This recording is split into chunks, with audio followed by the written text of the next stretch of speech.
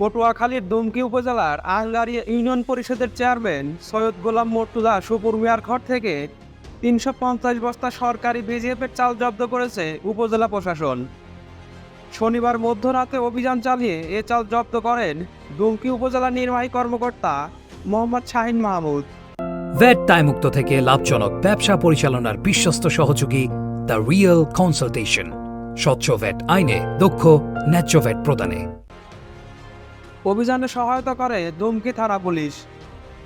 YONO Mohammad Shahin Mahmud জানান, চেয়ারম্যানের বাড়িতে বিজিএফের 50 কেজি ওজনের 350 বস্তা চাল পেয়ে জব্দ করা হয়েছে। সরকারি চাল গোডাউন ব্যতীত কোনো ব্যক্তিগত বাসাবাড়িতে রাখার কোনো নিয়ম নেই, এটি অপরাধ। এ বিষয়ে আমরা প্রয়োজনীয় ব্যবস্থা নিচ্ছি। এদিকে ঘটনার সময় চেয়ারম্যান গোলাম মোর্তজা বাড়িতে ছিলেন না। তার ব্যবহৃত মোবাইল ফোনে কল করলে সেটিও বন্ধ পাওয়া গেছে। তবে ইউনো শাহিন মাহমুদ জানিয়েছেন, চেয়ারম্যানকে খবর দেওয়া হয়েছে, তিনি পটুয়াখালী শহর থেকে আসতেছেন।